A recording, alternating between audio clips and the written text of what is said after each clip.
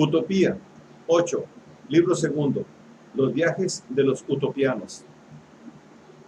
Si uno desea visitar a los amigos que viven en otra ciudad o simplemente quiere hacer un viaje, lo consigue fácilmente del Sifogrante o Tranivoto, a no ser que lo impida alguna razón práctica.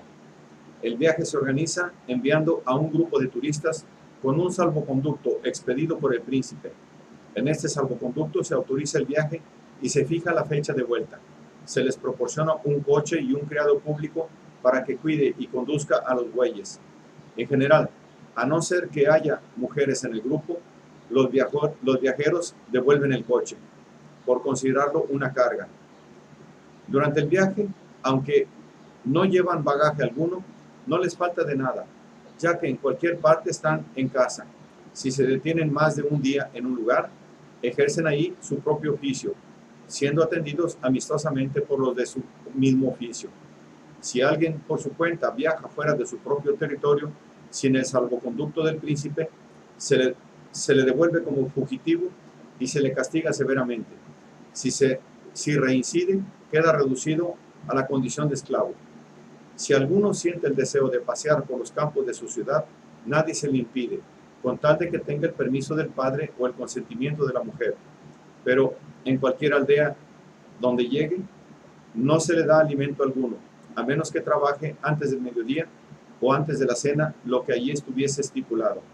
Cumplida esta norma, puede caminar por todo el territorio de su ciudad, pero no será menos útil a la ciudad que si estuviera en ella. Os podéis dar cuenta, por todo esto, de que no hay nunca permiso para estar ocioso. No hay tampoco pretexto alguno para la vagancia. No hay tabernas, ni cervecerías, ni lupanares, ni ocasiones de corrupción, casas de citas, ni conciliábulos. Todos, expuestos a las miradas de todos, se entregan al trabajo cotidiano o a un honesto esparcimiento. De las costumbres de un pueblo como este, se siguen necesariamente la abundancia de todos los bienes. Si a esto se añade que la riqueza está equitativamente distribuida, no es de extrañar que no haya ni un solo pobre ni mendigo. Como dije más arriba, todos los años cada ciudad envía 3 ciudadanos al Senado amaurótico. Su primera sesión está dedicada al estudio de los artículos excedentes, así como a los lugares donde hay abundancia de los mismos. Se estudian asimismo los lugares donde el rendimiento ha sido más escaso, supliendo el déficit de unos por la abundancia de otros. Esta compensación es gratuita. La ciudad que da no recibe nada a cambio de los favorecidos. A su vez, las ciudades que dieron de lo suyo sin exigir nada, reciben de otra a la que no entregaron lo que necesitan. De este modo, toda la isla es como una y misma familia. Una vez cubiertas las propias necesidades y piensan que no están cubiertas hasta no disponer de provisiones para 2 años y así afrontar las eventualidades del año siguiente, exportan a otros países gran cantidad de excedentes: trigo, miel, lana, lino, madera, tintes de cochinilla y de púrpura, pieles, cera, cebo, cuero e incluso animales. Dan la 7ª parte de su producto a los pobres del país importador y el resto lo venden a precio módico. Este comercio les permite importar aquellos artículos de que carecen. No les falta de nada si no es el hierro, y también gran cantidad de oro y de plata. Esta vieja práctica les ha permitido acumular una cantidad fabulosa de estos metales preciosos. Por eso les es indiferente hoy vender al contado o a plazos. Ordinariamente aceptan pagarés, pero no se fían de avales particulares. Estos pagarés deben estar formalizados y garantizados por la palabra y el sello de la ciudad que los acepta. El día del vencimiento, la ciudad garante exige el reembolso de los deudores particulares. El dinero se deposita en el erario público y se usufructúa hasta tanto sea reclamado por los acreedores utopianos. Estos raras veces reclaman el pago de toda la deuda. Creerían cometer una injusticia reclamando a un tercero algo que necesita y que a ellos les es inútil. Hay casos, sin embargo, en que retiran toda la cantidad de dinero que se les debe. Sucede, por ejemplo, cuando han de prestar una parte de este dinero a otro país o también cuando tienen que hacer la guerra. Esta es la razón por la que guardan en casa todo el tesoro que poseen, para que les sirva como de talismán en los peligros inminentes o imprevistos, pero sobre todo lo destinan a movilizar y pagar espléndidamente a mercenarios extranjeros, pues prefieren exponer a la muerte a estos que a sus conciudadanos. Ofrecen a los mercenarios sueldos fabulosos, conscientes de que con grandes sumas de dinero se puede comprar a los mismos enemigos y llevarles tanto a traicionar como a volverse unos contra otros. Tales son los fines por los que los utopianos guardan este inmenso tesoro, pero lo conservan no como un tesoro, sino como una manera que me avergüenza relatar. ¿Puedo creer que daréis crédito a mi discurso? Temo que no, pues os confieso francamente que de no haber visto yo la cosa, tampoco creerían a quien me lo contare. ¿No es acaso algo natural? Cuanto más opuestas a nosotros son las costumbres extranjeras, menos dispuestos estamos a creerlas. Con todo, el hombre prudente, que juzga sin prejuicio las cosas, sabe que las utopías nos piensan y hacen lo contrario de los demás pueblos. Los utopías nos piensan y hacen lo contrario de los demás pueblos. ¿Se sorprendería acaso de que empleen el oro y la plata para usos distintos a los nuestros? En efecto, ahí no sirve, al no servirse ellos de la moneda, no la conservan más que para una eventualidad que bien no pudiera ocurrir nunca. Mientras tanto, retienen el oro y la plata de los que hacen el dinero, pero nadie les da más valor que el que les da su misma naturaleza. ¿Quién no ve lo muy inferiores que son el hierro, tan necesario al hombre como el agua y el fuego? En efecto, ni el oro ni la plata tienen valor alguno, ni la privación de su uso o su propiedad constituye un verdadero inconveniente. Solo la locura humana ha sido la que le ha dado valor a su rareza. La madre naturaleza ha puesto al descubierto lo que hay de mejor, el aire, el agua y la tierra misma, pero ha escondido a gran profundidad todo lo vano e inútil. Por lo mismo, los utopianos no encierran sus tesoros en una fortaleza. El vulgo podría sospechar, como acostumbra maliciosamente, de que el gobierno y el Senado se sirven de estratagemas para engañar al pueblo y para enriquecerse. Tampoco se hace con el oro y la plata vasos ni otros objetos de valor.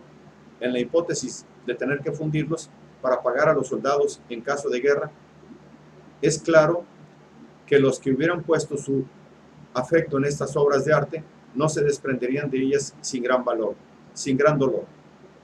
Para obviar estos inconvenientes, los utopianos han arbitrado una solución en consonancia con sus instituciones, pero en total desacuerdo con las nuestras.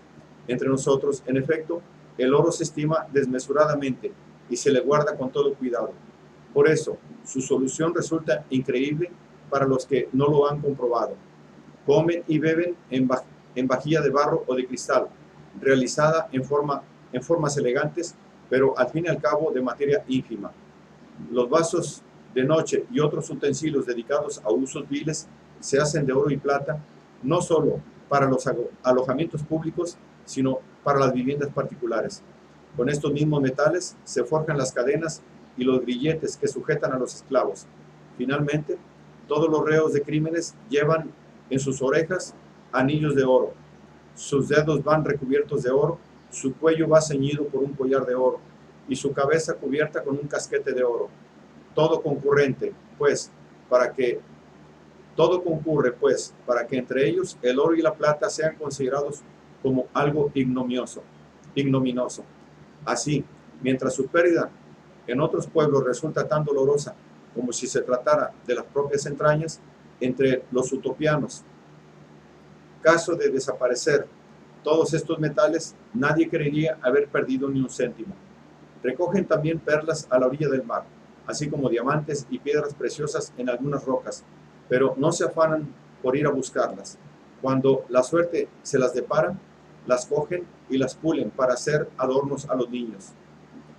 Y si estos en los primeros años se glorían y se enorgullecen de llevar tales adornos, cuando son ya mayores y se dan cuenta de que estas bagatelas no sirven más que a los niños, se desprenden de ellas. Y se desprenden de tales adornos por propia voluntad y por cierto amor propio, sin esperar a que sus padres intervengan. Algo así como sucede con nuestros niños que, cuando crecen, abandonan el chupete, los aros y las muñecas. La diferencia de estas instituciones con respecto a las de otros países hace que sus sentimientos sean también diferentes a los nuestros. No me di cuenta de ello hasta que asistí a la recepción de una embajada de los anemolios. Estos vinieron a Maurota cuando yo me encontraba ahí. Como venían a tratar asuntos importantes, cada ciudad había destacado 3 delegados para recibirlos, pero embajadores de las naciones vecinas que habían llegado con anterioridad a la isla y que conocían las costumbres de los utopianos, sabían que entre estos los vestidos suntuosos no son objetos de honor ni reverencia. Sabían también que se despreciaba la seda y que el oro era reputado como algo infame. Sabedores de esto, habían tomado la costumbre de venir vestidos con el atuendo más sencillo posible. Los anemolianos, por el contrario, venían de más lejos y apenas sí habían tenido relaciones con ellos. Enterados de que los habitantes de la isla vestían de manera uniforme y ruda, imaginaron que esta simplicidad se debía a la pobreza. Con más vanidad que prudencia, determinaron presentarse con una magnificencia digna de dioses y herir los ojos de los miserables utopianos con el esplendor de su vestimenta. Entraron, pues, los 3 embajadores con un séquito de 100 personas. Todos iban vestidos de los más diversos colores, de seda en su mayor parte. Los mismos legados, pertenecientes a la nobleza de su país, se cubrían con un manto de oro, con grandes collares y pendientes de oro. Lucían en las manos anillos de oro, y del sombrero pendían joyas y guirnaldas que refulgían con perlas y piedras preciosas. Iban vestidos, en una palabra, con todo lo que en utopía constituye el suplicio de un esclavo, castigo vergonzoso de la infamia o juguete de niños. Era un espectáculo digno de ver a los embajadores pavoneándose al comparar el lujo de su atuendo con el vestido simple de los utopianos, agolpados a lo largo de las calles del tránsito. Y por otra parte, no era menos regocijante el observar la decepción que les causaba la actitud de la población al no recibir la estima y los honores que se habían prometido. Si exceptuamos un número insignificante de los que, por diversas razones, habían visitado otros países, todos los utopianos veían con ojos de lástima este espectáculo infamante. Saludaban con respeto a la servidumbre del cortejo, tomándola por los embajadores. A estos, sin embargo, los dejaban pasar sin darles muestras de ningún honor. Tan cargados de cadenas de oro, los veían como si fueran esclavos. Los mismos niños, que ya se habían desprendido de los diamantes y perlas y que ahora las contemplaban en el sombrero de los embajadores, se dirigían asombrados a sus madres. «Mira, mamá», les decía, codeándolas, «a este tunante que todavía gusta de perlas y de piedras preciosas como si fuera un niño». Y la madre, toda seria, le respondía: «Cállate, hijo, que me parece uno de los bufones de los embajadores». Otros criticaban las cadenas de oro. No servían para nada. Tan finas eran que cualquier esclavo podría romperlas. Y por otra parte, tan amplias que podría sacudírselas cuando le viniera en gana, escapándose libre a donde quisiera. Al cabo de 1 o 2 días de estancia, los embajadores se dieron cuenta de que cuanta mayor ostentación hacían del oro, menos eran estimados. Pudieron advertir también que el oro y la plata de las cadenas y grilletes de un esclavo fugitivo era superior al de las comitivas de los 3 juntos. Sintiéndose humillados, dejaron inmediatamente de pavonearse, despojándose de los atavíos que tan orgullosamente habían exhibido. Sobre todo, después de un trato más íntimo con los utopianos, les hicieron conocer mejor sus costumbres y sus ideas. Estos se preguntan, en efecto, si puede haber hombres que queden embelesados ante el brillo engañoso de una perla diminuta o de una piedra preciosa, cuando tienen la posibilidad de contemplar una estrella y hasta el mismo sol. Se maravillan de que haya alguien tan rematadamente loco que se considere más noble por la lana más fina que viste, Después de todo, esta lana, por fino que sea su hilo, la llevó antes una oveja, y nunca dejó por ello de ser oveja.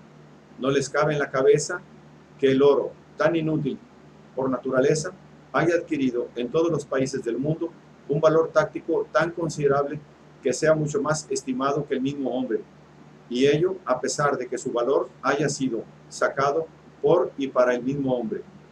No salen de su asombro ante el hecho de que un plomo, sin más talento que un tronco y tan falto de escrúpulos como Safio, pueda tener bajo su dependencia a multitud de hombres honrados y buenos solo por la única razón de que un buen día le llovieron del cielo un montón de monedas. Pero cuidado, que un revés de la fortuna o una interpretación de las leyes, que no menos que la fortuna pone las cosas patas arriba, puede arrebatar el dinero a nuestro héroe para ponerlo en manos del más rufián de sus criados. Entonces, no hay por qué admirarse de ver al amo convertido en criado de su criado, como apéndice y aditamiento de su dinero. Pero lo que detestan y no acabo de entender es la locura de aquellos individuos que no debiendo nada a los ricos y no estándoles sujetos, les tributan honores casi divinos, y solo por ser ricos. Y a pesar de que los saben tan avaros y sórdidos que nunca recibirían de ellos, mientras vivan, la más mínima parte de sus tesoros. Adquieren estas ideas en parte por haber sido educados dentro de un sistema social que se opone directamente a ese tipo de insensatez, y en parte por la lectura y los principios recibidos. Cierto que en cada ciudad solo unos pocos son liberados de los trabajos materiales para dedicarse al estudio. Son aquellos que, como he dicho, desde la infancia manifiestan cualidades sobresalientes, talento poderoso y vocación por la ciencia, pero no por ello se deja de dar una educación liberal a todos los niños. Por su parte, casi todos los ciudadanos, hombres y mujeres, consagran al estudio durante toda su vida las horas que, como ya hemos dicho, les quedan libres. Aprenden las ciencias en su propia lengua, que es rica, armoniosa y fiel intérprete del pensamiento. Se habla, más o menos adulterada, en una vasta extensión de aquella parte del globo. Anteriormente a nuestra llegada, ninguno de los filósofos cuyos nombres son célebres en nuestro hemisferio les era conocido. Sin embargo, consiguieron más o menos los mismos descubrimientos que nuestros clásicos en música, dialéctica, aritmética y geometría. Con todo, a pesar de ser casi iguales en todo a los antiguos, están muy por debajo de los dialécticos modernos. Todavía no han inventado ninguna de esas reglas sutiles de restricción, amplificación y suposición, con tanta sutileza elaboradas en la pequeña lógica que aprenden nuestros hijos. Son del todo incapaces de captar las llamadas ideas o intenciones segundas. Lo mismo sucede en cuanto al llamado hombre en general o universal. Ese coloso, según la jerga de la escuela, ese gigante inmenso que aquí se nos quiere hacer ver y tocar en utopía, nadie lo ha conseguido percibir todavía. Pero en compensación, los utopianos conocen de manera exacta el curso de los astros y los movimientos de los cuerpos celestes. Han creado ingenios de tipos diversos que les permiten fijar con exactitud la trayectoria y la posición respectiva del Sol, de la Luna y de los astros visibles por encima de su horizonte. En cuanto a las amistades y discordias de los astros errantes, en una palabra, todo eso que fomenta la patraña llamada adivinación por los astros, ni siquiera en sueños se preocupan de ello. La observación de señales, contrastada con una larga experiencia, les permite predecir la lluvia, el viento y demás cambios de la naturaleza. Su opinión sobre la causa de todos estos fenómenos, sobre las mareas, el flujo y la salinidad del mar, y en general sobre el origen y la naturaleza del cielo y del universo, es en parte idéntica hacia de nuestros filósofos antiguos y en parte diferente. Cuando nuestros sabios no están de acuerdo, los utopianos proponen explicaciones nuevas y diferentes sin que por otra parte estén enteramente de acuerdo con él.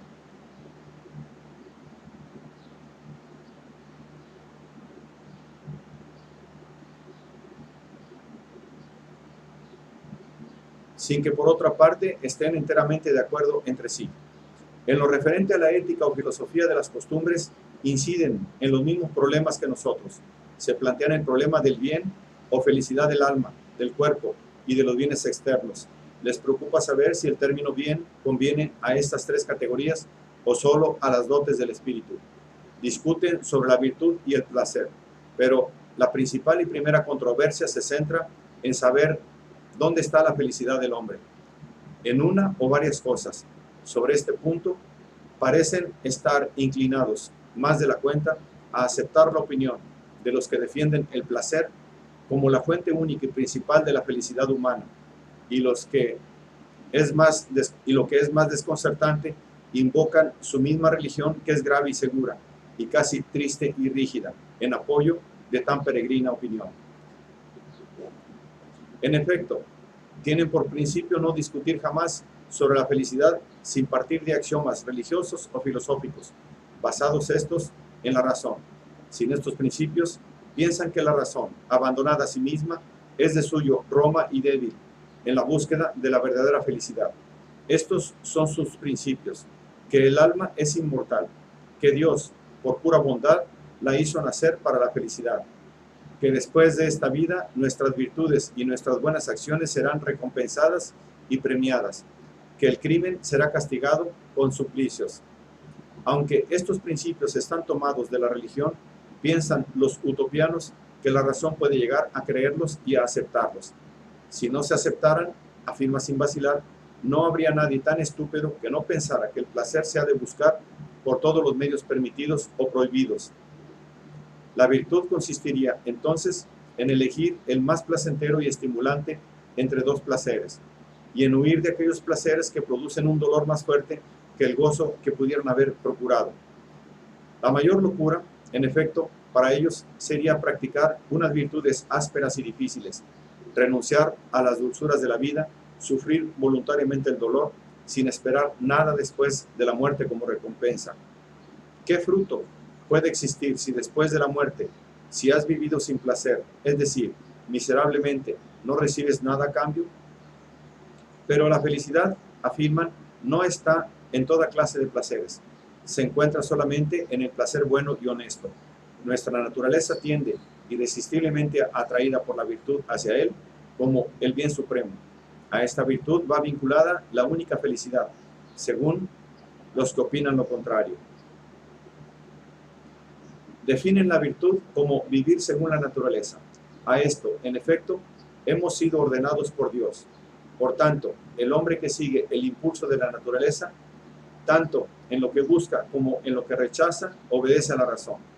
Según esto, primero y principalmente, la razón inspira a todos los mortales el amor y la adoración a la majestad divina, a la que debemos nuestra existencia y nuestra capacidad de felicidad. Segundo, nos enseña y nos empuja a vivir con la mayor alegría y sin zozobra, y en virtud de nuestra naturaleza común, nos invita a ayudar a los demás a conseguir este mismo fin.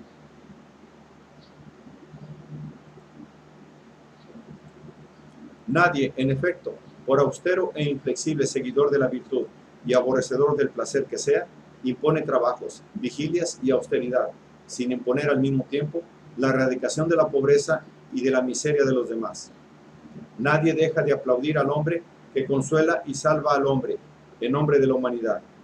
Es un gesto esencialmente humano, y no hay virtud más propiamente humana que esta: endulzar las penas de los otros, hacer desaparecer la tristeza, devolverles la alegría de vivir, es decir, devolverles al placer. ¿Por qué, pues, no habría de impulsar la naturaleza a cada uno a hacerse el mismo bien que a los demás? Porque una de dos: o la vida feliz o placentera es un mal o es un bien. Si es un mal, no solamente no se puede ayudar a los demás a que la vivan, sino que además hay que hacerles ver que es una calamidad y un veneno mortal. Si es un bien, ¿por qué, si existe el derecho y el deber de procurársela a los demás como un bien, por qué, digo, no comenzar por uno mismo? No hay motivo para ser menos complaciente contigo mismo que con los demás. ¿Puede la naturaleza invitarte a ser bueno con los demás y a ser cruel y despiadado contigo mismo?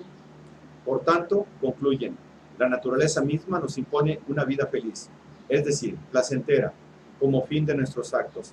Para ellos, la virtud es vivir según las prescripciones de la naturaleza. La naturaleza, siguen pensando, invita a todos los mortales a ayudarse mutuamente en la búsqueda de una vida más feliz. Y lo hace con toda razón, ya que no hay individuo tan por encima del género humano que la naturaleza se sienta en la obligación de cuidar de él solo. La naturaleza abraza a todos en una misma comunión. Lo que te enseña una y otra vez esa misma naturaleza es que no has de buscar tu medro personal en detrimento de los demás. Por esto mismo, piensan que se han de cumplir no solo los pactos privados entre simples ciudadanos, sino también las leyes públicas que regulan el reparto de los bienes destinados a hacer la existencia más fácil. Es decir, cuando se trata de los bienes que constituyen la materia misma del placer.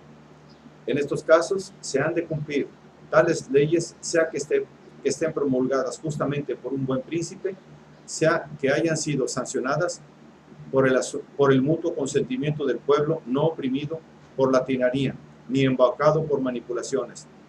Procurar tu propio bien sin violar estas leyes es de prudentes.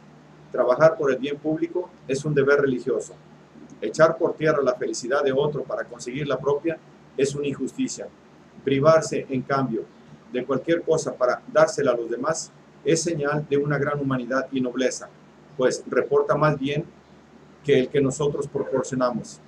Al mismo tiempo, esta buena obra queda recompensada por la reciprocidad de servicios y, por otra parte, el testimonio de la conciencia, el recuerdo y el reconocimiento de aquellos a quienes hemos hecho bien producen en el alma más placer que hubiera causado al cuerpo el objeto de que nos privamos.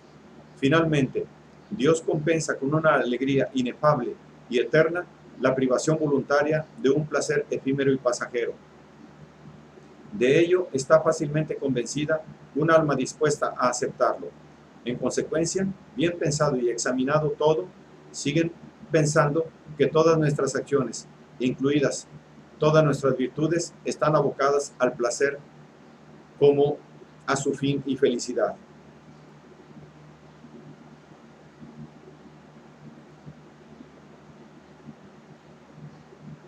Llaman placer a todo movimiento y estado del cuerpo o del alma en los que el hombre experimenta un deleite natural. No sin razón añaden apetencia o inclinación natural, porque no solo los sentidos, sino también la razón nos arrastra hacia las cosas naturalmente deleitables. Tales son, por ejemplo, aquellos bienes que podemos conseguir sin causar injusticia, sin perder un deleite mayor o sin que provoquen un exceso de fatiga. Existen, por otra parte, cosas a las que los humanos han dado en atribuir frívolamente placeres al margen de la misma naturaleza, como si los humanos pudieran cambiar tan fácilmente las cosas como las palabras. Con ello, lejos de contribuir a la felicidad, hacen de ellas otros tantos obstáculos a la verdadera felicidad. Tales ilusiones del espíritu le embargan de tal manera que ya no le dan lugar a los auténticos y verdaderos deleites. Hay, en efecto, una multitud de cosas a las que la naturaleza no ha vinculado ningún placer e incluso ha impregnado de amargura. No obstante, los hombres, presas de una seducción perversa, causada por las peores pasiones, las consideran no solo como los placeres supremos, sino que además constituyen las primeras razones para vivir. En esta especie de placer adulterino sitúan los utopianos la vanidad de aquellos de quienes ya hablé y que se figuran valer tanto cuanto más mejor visten. Su vanidad es doblemente ridícula. No son solo fatuos cuando piensan que es mejor su toga que cuando se figuran son ellos mismos. Que cuando se figuran lo son ellos mismos. ¿Cuál es la ventaja? Si del vestido se trata, de una lana más fina sobre una más vasta. Por estos insensatos se engañan y se imaginan que la tela da a su persona un prestigio no despreciable, como si se distinguieran de los demás por la excelencia de su naturaleza y no por su engaño. Llegan hasta exigir, en atención a la elegancia del vestido, honores que no se atreverían a esperar con un atuendo menos costoso, y se indignan cuando se pasa ante ellos con indiferencia. ¿No es acaso también signo de imbecilidad el estar preocupado por honores vanos y baladíes? ¿Qué placer natural y verdadero puede ofrecer la testa descubierta de otro hombre o inclinado de rodillas? ¿Te cura acaso los dolores de tus rodillas o te quita el dolor de cabeza? Dentro de este marco de placeres equivocados hay que situar a los que se entregan dulcemente a sus manías de nobleza.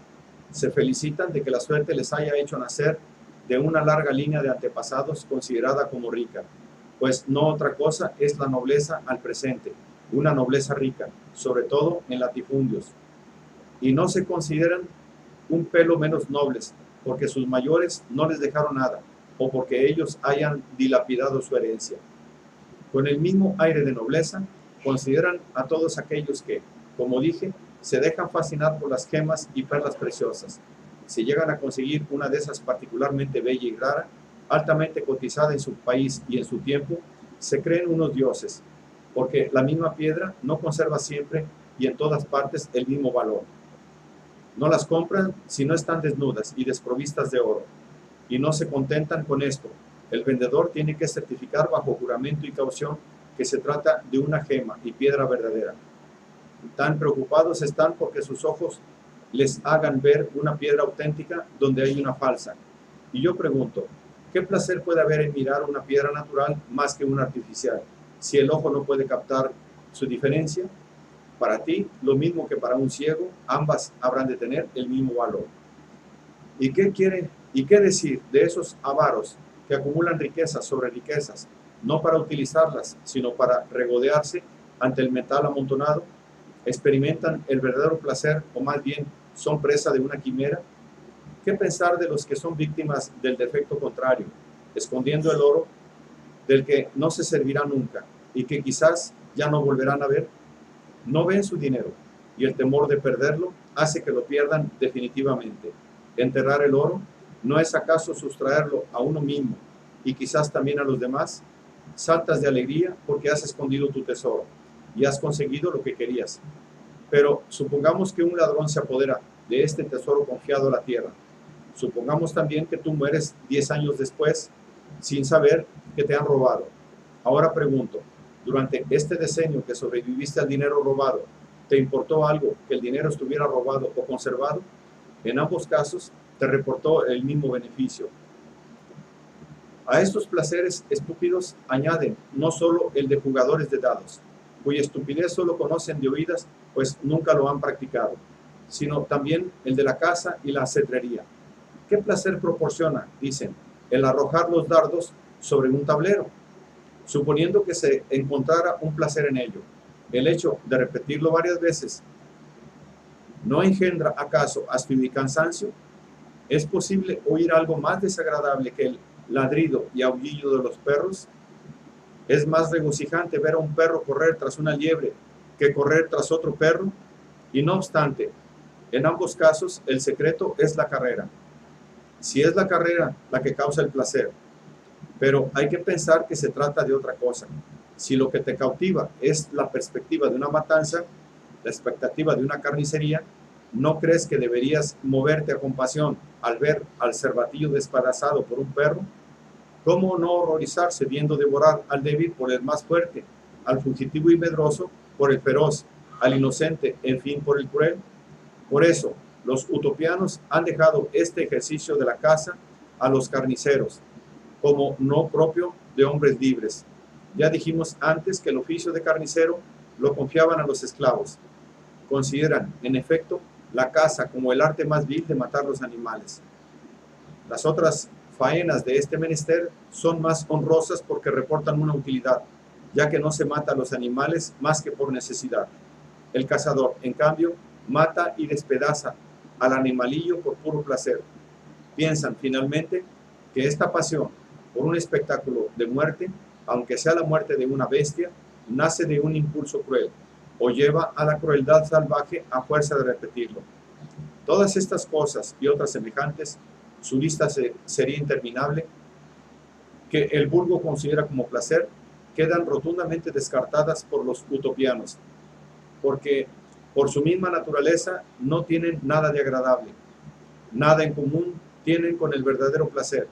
El hecho de que deleiten a los sentidos, cosa propia del placer, no empecé para que se... El hecho de que deleiten a los sentidos, cosa propia del placer, no empecé para que se mantengan firmes en esta opinión. La verdadera causa de ello no es la naturaleza de la cosa, sino su perversa costumbre. Así sucede que toman lo amargo como dulce. Sucede lo mismo que con las mujeres encintas, cuyo gusto estragado prefiere la pez y el cebo a la dulzura de la miel. El juicio de quien está corrompido por la enfermedad o la costumbre no puede cambiar ni la naturaleza del placer ni la de las cosas. Distinguen diversas clases de placeres, dentro de los que consideran como verdaderos. Unos se refieren al cuerpo, otros al espíritu. Al espíritu vinculan el entendimiento y el gozo que engendra la contemplación de la verdad. A esto sigue el dulce recuerdo de una vida honesta y la firme esperanza del bien futuro. Dividen los placeres del cuerpo en dos categorías. La primera comprende aquellos placeres que inundan los sentidos de gozo. Se deben unas veces a la recuperación de las fuerzas exhaustas por el agotamiento del calor intenso. Tal es el efecto de la comida y la bebida. Otras veces se debe a la eliminación de todo aquello que sobrecarga al cuerpo. Sentimos tales placeres cuando defecamos, cuando engendramos un hijo o cuando calmamos el picor de una parte del cuerpo rascándonos o frotándonos. A veces surge un placer de forma espontánea, sin que haya sido deseado y sin que nos libre de algo que nos molesta. Tal es ese placer, que por una fuerza secreta, pero evidente, excita nuestros sentidos, los arrastra y los cautiva. Pienso, por ejemplo, en el placer de la música. Hay una segunda categoría de placeres, consistente, a su juicio, en el estado de tranquilidad y de equilibrio del cuerpo. Se trata de una salud exenta de mal alguno. En efecto, cuando el hombre está libre de dolores, experimenta una verdadera y deleitosa sensación de bienestar, y ello sin que le afecte placer alguno venido del exterior. Porque si bien es cierto que la ropa golpea e impresiona menos al sentido que el apetito acuciante de comer y beber, sin embargo, hemos de reconocer que muchos la consideran el placer supremo. Gran parte de los utopianos confiesan que es la base y el fundamento de los demás placeres. Solo ella hace plácida y deseable la existencia, y sin ella no hay placer alguno. La ausencia total de dolor, en quien no goza de buena salud, no la consideran placer, sino embotamiento. Hace ya tiempo que rechazaron la teoría de los que opinaban que no se había de considerar a una buena y sólida salud como un placer. El tema fue ampliamente discutido entre ellos, y entre las razones que daban estaba la de que el placer no se manifiesta sin afección externa. Pero hoy los utopianos, casi sin excepción, están de acuerdo en proclamar que la salud es el placer fundamental, y lo razonan de este modo. Si la enfermedad causa dolor, enemigo implacable del placer, la enfermedad es igualmente enemiga de la salud. ¿Por qué, pues, no puede haber placer en la posesión tranquila de la salud? Y no vale decir que la enfermedad es un sufrimiento, o que el sufrimiento es algo inherente a la enfermedad. Para ellos, estos dos puntos de vista son lo mismo. Sea que se considera la salud como el placer mismo, sea que se le considere como su causa necesaria, lo mismo que el fuego origina el calor. En ambos casos, cuando hay una salud de hierro, el placer no puede estar ausente. Cuando comemos, no es la salud restablecida la que arremete contra el hambre con la ayuda de los alimentos. No es cierto que, a medida que se restablece la salud, la vuelta al vigor acostumbrado hace renacer el placer que sentimos apoderarnos de nosotros. ¿Por qué la salud, que tanto se alegra ahora en el combate, no habría de alegrarse también una vez conseguida la victoria? Si lo que buscaba en la contienda era su primer vigor, ¿cómo es posible que recaiga nuevamente en el embotamiento sin conocer y apetecer su propio bien? Es decir, por ejemplo, que la salud no produce una sensación especial, lo juzgan totalmente falso. Quien, Dicen, en estado de vigilia, no percibe que está sano, sino aquel que no lo está. O, ¿quién afirma que la salud no es placentera, sino el que está sumergido en un profundo letargo y embotamiento? Ahora bien, ¿no es la delectación lo mismo que el placer con distinto nombre? En resumen, aceptan en primer término los placeres del espíritu, que son considerables por ellos como los primeros y principales. Son fruto, en su mayor parte, de la práctica de las virtudes y del testimonio de una buena conciencia.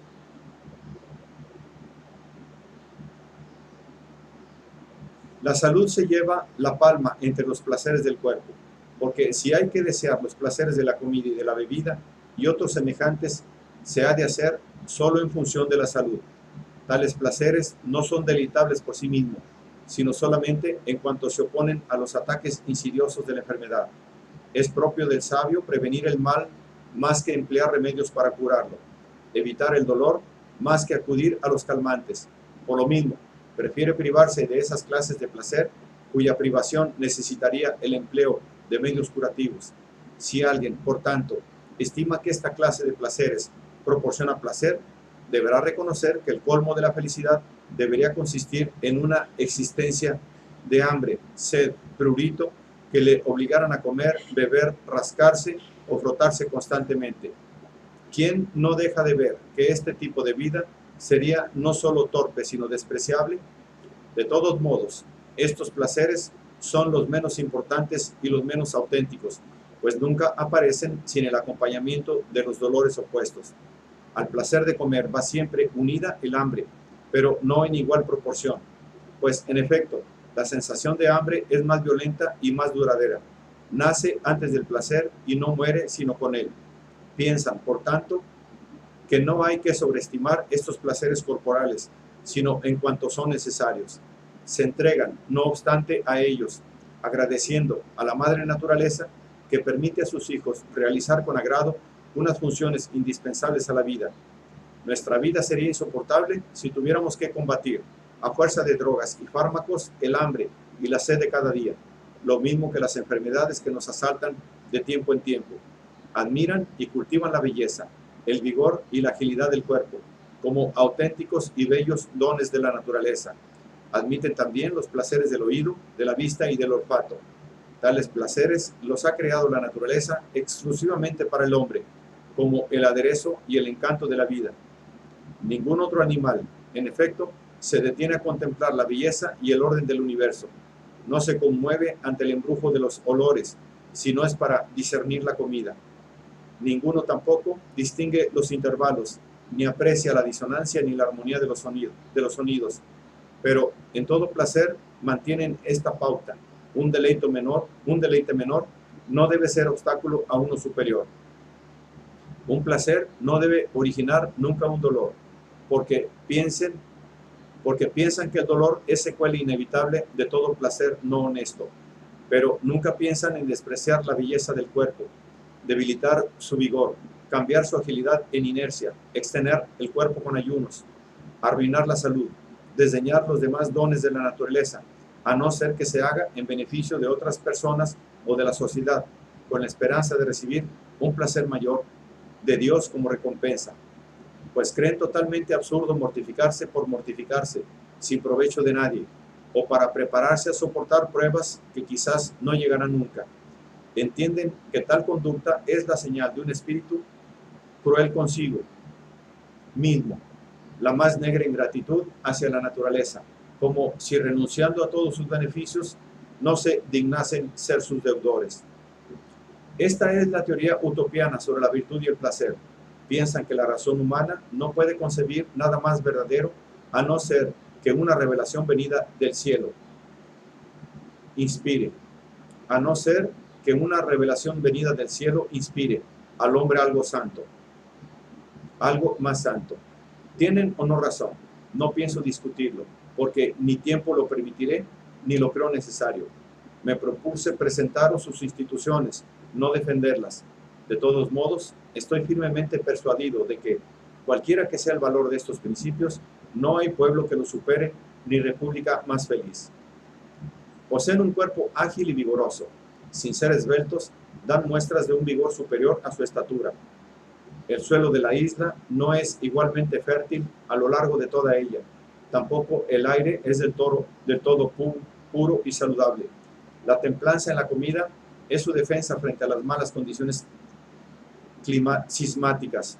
Por otra parte, cultivan la tierra con tal esmero que en ninguna parte del mundo se puede ver ganado más lúcido ni cosechas más abundantes. En ninguna otra parte de la vida humana es más prolongada, ni las enfermedades menos frecuentes. Es de admirar igualmente la perfección con que ejecutan los trabajos normales del campo, cómo mejoran la tierra, naturalmente ingrata, a fuerza de técnica y trabajo, y cómo arrancan la raíz, a fuerza de brazos, todo un bosque para replantarlo en otro lugar. En esta operación no valoran la fecundidad de la tierra, sino el transporte. Tratan, en efecto, de que los bosques estén situados cerca del mar, de los ríos e incluso de las ciudades, pues por tierra es menos difícil acarrear las cosechas que la madera. Es un pueblo afable, alegre, lleno de ingenio, amante del ocio. Sabe, con todo, soportar los trabajos corporales cuando es preciso, comedido en todo. Es infatigable en las cosas del espíritu. Cuando les informamos de los escritos y del pensamiento griego, no salimos de nuestro asombro al pedirnos que les ayudáramos a interpretarlos y profundizarlos. No fue así con la literatura latina, por la que no mostraron, al parecer, mucho interés a excepción de los historiadores y los poetas. Comenzamos, pues, a comentarles estos escritos movidos, al principio más por el deseo de no defraudarlos que por el fruto que esperábamos sacar de ello. A medida que íbamos avanzando, pudimos comprobar un interés y aplicación tales que nos hicieron prever que nuestro trabajo no sería inútil. Quedamos maravillados de su facilidad para reproducir la forma de las letras, de la transparencia de su pronunciación, de la prontitud de la memoria, así como de la fidelidad de sus traducciones. Podría considerarse como un verdadero prodigio si la mayor parte de los que se consagran a estos estudios, además de su propio interés, no hubiesen sido mandados por un decreto del Senado. Era una élite de intelectuales, espíritus selectos, maduros. Por eso, en menos de 3 años, la lengua no tuvo secretos para ellos. Hubieran leído sin dificultad a los buenos autores de no impedirlo, las erratas del texto. Sospecho que esta facilidad por la literatura griega se debe a cierta afinidad con ellos. Me inclino a pensar que este pueblo procede de los griegos. Su lengua, en efecto, aunque en el conjunto está muy cerca del persa, conserva no pocos vestigios del griego en los nombres de las ciudades y de los cargos públicos. Les di cierto número de obras que llevaba conmigo. Cuando emprendí mi cuarto viaje, tomé conmigo, en vez de mercancías, un buen lote de libros, decidido como estaba a no volver nunca a Europa antes de hacerlo pronto. Era la mayor parte de las obras de Platón, muchas de Aristóteles y el Tratado de las Plantas de Teofrasto. Este último, lo siento de verdad, mutilado en varios pasajes. Durante la travesía, lo dejé descuidado en la nave. Un mono divertido y juguetón cayó sobre él, rasgando varias páginas de aquí y de allá. De los dramáticos solo tienen a Lascaris, pues me olvidé de llevar conmigo a Teodoro. Ningún diccionario, excepto el Esiquio y el Dioscórides. Plutarco es su autor favorito. Les encanta Luciano, dejándose seducir por su gracia e ingenio. De los poetas tienen a Aristófanes, Homero, Eurípides y finalmente a Sófocles, en la edición hecha por Aldo, en pequeños caracteres. Entre los historiadores cuentan a Tucídides, Heródoto, sin olvidar a Herodiano.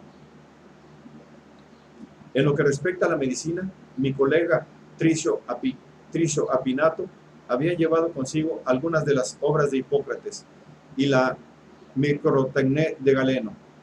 Estos dos autores gozan de la mayor estima entre ellos, pues, aunque no hay país que necesite menos la medicina que Utopía, en ninguna parte, sin embargo, se tiene en mayor aprecio. Su conocimiento lo sitúan entre las partes más útiles y más bellas de la filosofía. Con la ayuda de la filosofía, en efecto, no solo penetran los secretos de la naturaleza y creen percibir un deleite inefable, sino que además se granjean del favor de su autor y artífice supremo. Piensan los utopianos que Dios, al igual que los demás artesanos, ha expuesto la máquina visible de este mundo ante los ojos del hombre para que la contemple. Es el único capaz de admiración. Por eso, ama más al observador curioso y atento y al admirador de su obra, que al que desprecia, estúpido e impasible como animal bruto, espectáculo tan admirable y tan grande. No ha de extrañar, por tanto, que el talante de los utopianos, tan favorecido por el estudio de las ciencias, les haga aptos para los inventos de aquellas artes que hacen más agradable la vida. Nos deben, sin embargo, estos dos inventos, la imprenta y la fabricación del papel, aunque, si somos sinceros, no se deben exclusivamente a nosotros, ya que el mérito es en buena parte de ellos. Al mostrarles los caracteres impresos de Aldo y al hablarles de la materia empleada para fabricar el papel y del procedimiento para imprimir, ninguno de nosotros era especialista en estas dos técnicas, limitándonos, por tanto, a indicar más que explicar. Enseguida captaron dónde estaba el secreto. Anteriormente solo escribían en pieles, cortezas y hojas de papiro. Enseguida se pusieron a fabricar papel y a imprimir letras. Al principio no consiguieron resultados demasiado buenos. Pronto, sin embargo, tras repetidos ensayos, lograron perfeccionar ambas técnicas. Lograron tal perfección que de haber tenido a mano todos los manuscritos griegos, no hubieran faltado libros. Hasta el presente solo tienen los que he mencionado, pero los han multiplicado, ya impresos por miles de ejemplares. Quien llega a visitar la isla es bien recibido, si va acompañado de un don o talento especial, o si los largos viajes le han hecho conocedor consumado de tierras y de hombres. Por eso fuimos tan bien recibidos nosotros. Les encanta escuchar lo que pasa en el mundo. Por lo demás, el comercio no arrastra mucha gente a la isla. ¿Qué podrían traer de utopía sino hierro? ¿Qué podrían traer a utopía sino hierro? ¿Acaso oro y plata que tendrían que volver a sacar con ellos? Todo bien pensado. Creen que es mejor asegurar la exportación que confiarla a otros. Con ello consiguen dos objetivos: informarse de las costumbres de las naciones vecinas y no olvidar el contacto y la experiencia del mar.